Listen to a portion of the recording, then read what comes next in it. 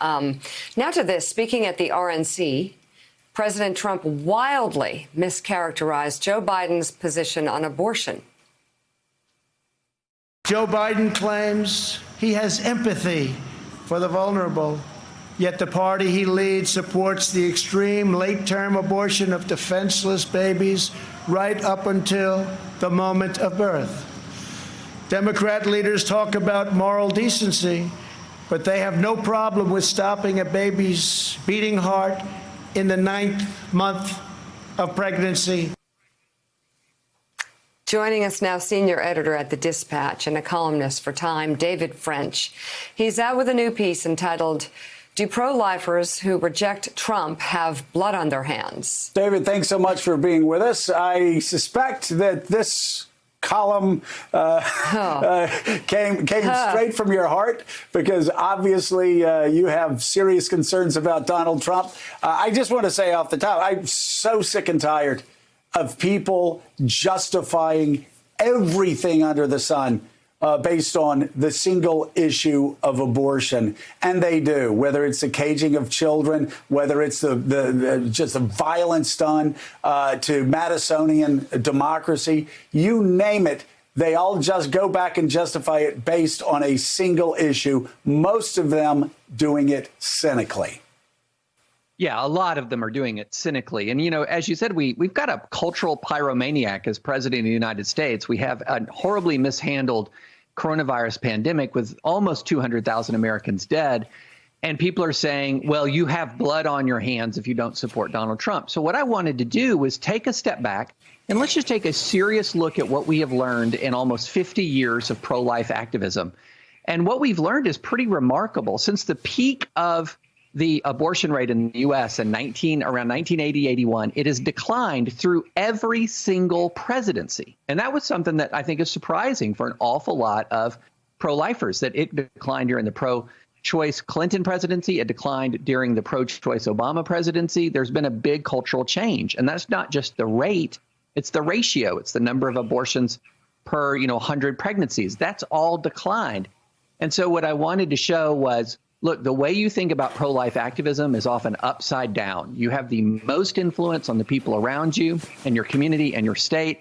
You have the least influence on national politics. And this whole emphasis on judges, while judges are important, and judges decided Roe v. Wade, out of the 9 justices on the current Supreme Court right now, exactly one of the 9, and George H.W. Bush appointee Clarence Thomas has indicated that he's ready to overturn Roe and Casey. One of the 9 has said that. The 2 most recent Trump appointees applied the Casey standard recently in a case. Now, they weren't asked to overturn Roe, but they applied the Casey standard. They could have joined with Thomas. They chose not to. And so I wanted people to realize that pro-life activism is often upside down, overemphasizing the national, underemphasizing the personal and local. When I left Congress, I had people ask me in interviews, well, what were some of your biggest takeaways? And I had big takeaways. They said, what about on legislation? What about on issues of the day? And I said, abortion was without a doubt the most twisted, exaggerated issue. It barely touched us. You would cast thousands and thousands and thousands and thousands of votes. You would work around the clock on constituent services. You would do so many things. And then it would all be boiled down to a single issue that Washington really doesn't have a huge impact on. It just, I say that as somebody who was there, who was pro-life, who saw it day in and day out. It was a sideshow more than anything else. The issue as far as how Washington can change that. And you're right, that includes the courts. Yeah, if you look at it like this, in the last 20 years, there have been basically 2 pieces of pro-life legislation that have gotten through Congress. Early 2000s, the Born Alive Infant Protection Act and the partial birth abortion ban, both of which impact a very, very, very, very small percentage of abortions. The rest has been an awful lot of status quo, and that's because of polarization in this country. There's just been status quo. Where there's been real action has been at the state level. And that's one of the reasons why I just got so frustrated with conservatives, or I shouldn't say conservatives, let's say right-wingers in 2016 who were saying, or Trumpists, who were saying that the conservative movement had done nothing.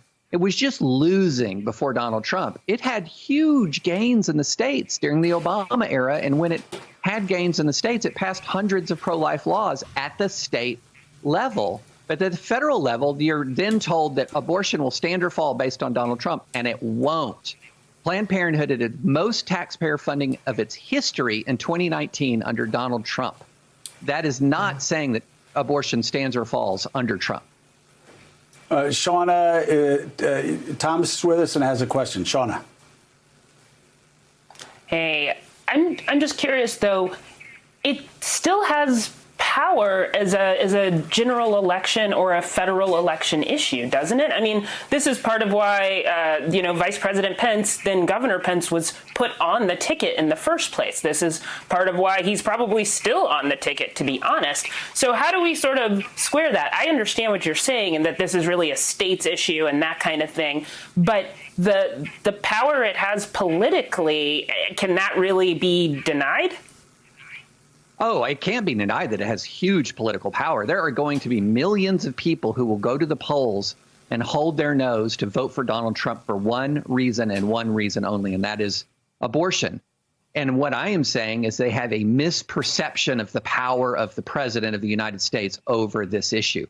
Not that there isn't a perception, and not even that the federal election doesn't have importance. I'm not saying that at all, but I'm saying people completely misperceive the importance, that it is more important empirically what you do to combat, if you're pro-life, what you do to combat abortion at the state and local level than at the national level. But there will be millions of people, and I know people as an evangelical conservative, I know people who the one reason why they are voting for Donald Trump is they believe they'll have blood on their hands of unborn children if they don't. And what I'm saying and what I did in this piece is I tried to take a 40-plus year look at where has progress been made, what is most effective, where can you actually make an impact.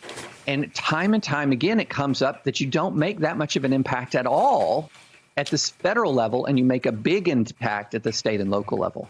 Thanks for checking out MSNBC on YouTube, and make sure you subscribe to stay up to date on the day's biggest stories. And you can click on any of the videos around us to watch more from Morning Joe and MSNBC. Thanks so much for watching.